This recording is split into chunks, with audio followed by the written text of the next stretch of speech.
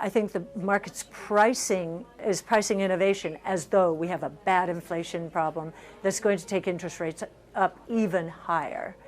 We don't think so. We think actually the greater risk and opportunity is deflation. I think we're going to start seeing deflation on a month-to-month basis. We're already seeing commodity prices come down. They've broken down, many of them. That's upstream, at the top of the pipeline.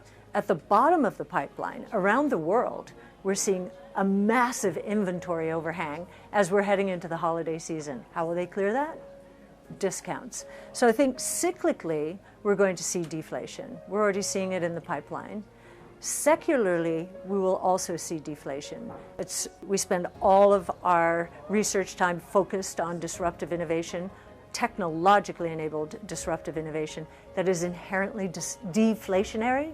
But that's good deflation, because as prices for electric vehicles continue to come down, we will see a continued boom in electric vehicles. It will hurt the internal combustion engine cars, but it will help the innovators. I think we're going into a deflationary period, much like the late 19-teens. So 1918, World War I ended, Spanish flu also hit. So think about that, war, flu.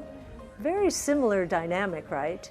And the other similar dynamic was three major innovation platforms that were going to transform the world: telephone, electricity, and automobile. They were all scaling exponentially and took us into the roaring 20s. So supply shocks took inflation back then to 15%, but within a year and a half, 2 years, that inflation started dropping, and it ended down. I'm sorry, the inflation was 20%. It ended down, deflation, 15%, roaring 20s. I'd like to think that's what we're going into now, and there's a high probability. So it's interesting to watch our strategy as fears about Fed tightening and more Fed tightening continue.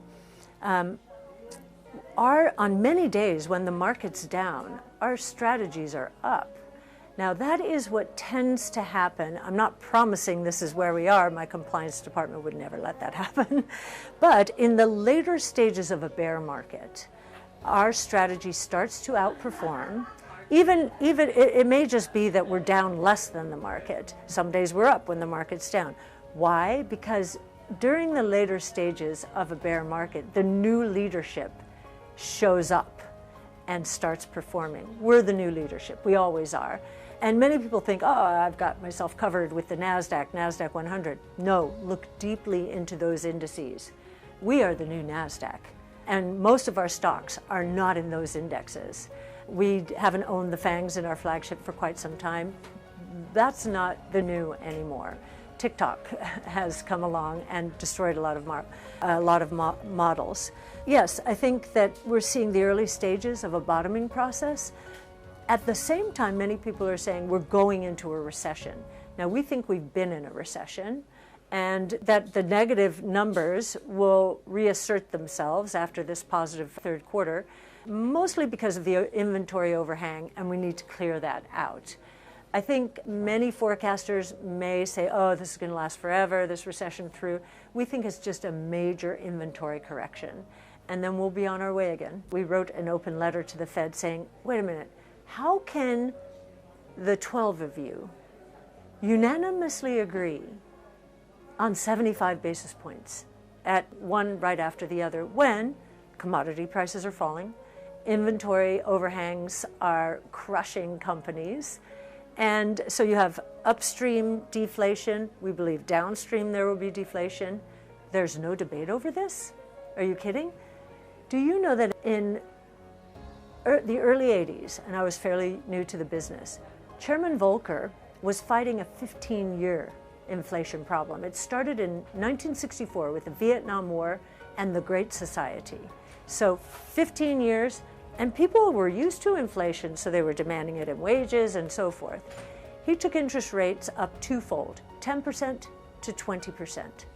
This Fed has taken interest rates up roughly 16-fold in 9 months.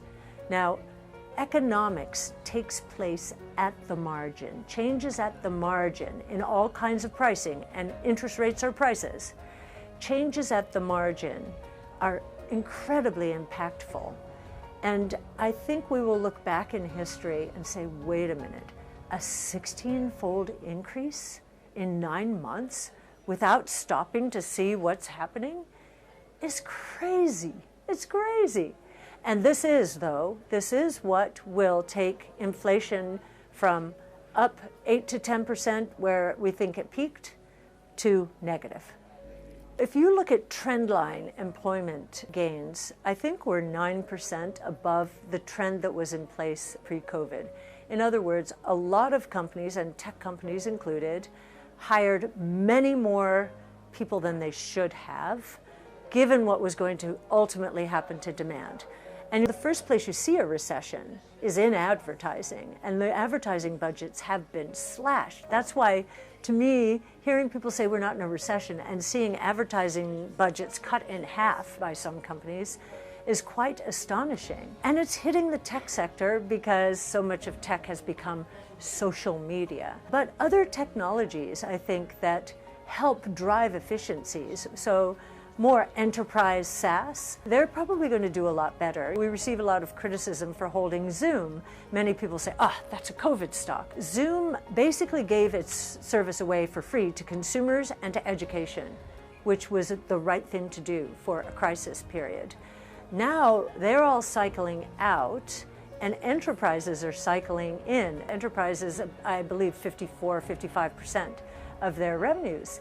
And they're adding new features and functionality. This is the first rip and replace cycle in the enterprise communications space, which is the largest part of the tech stack. So it's $1.5 trillion a year.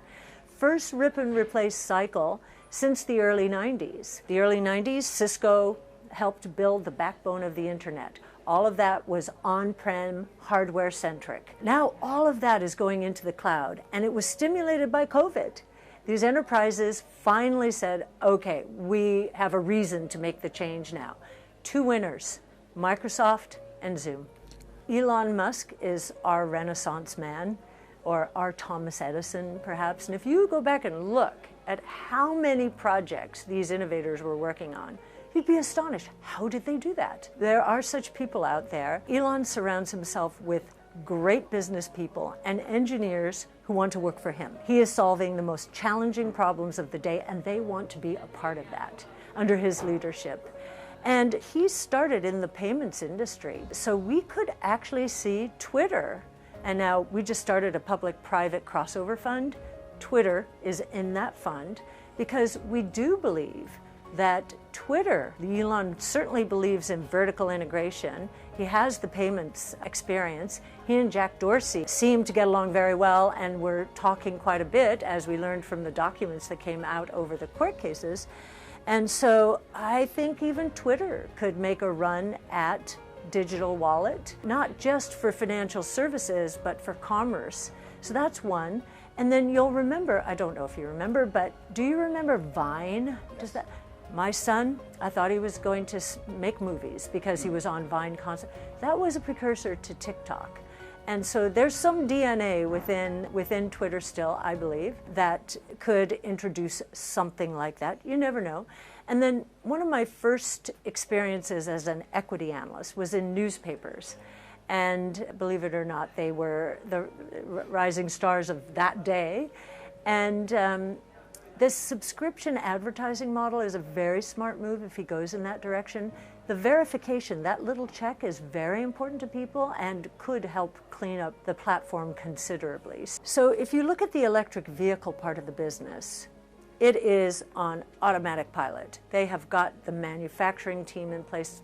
Elon says that Tesla is a manufacturer of factories.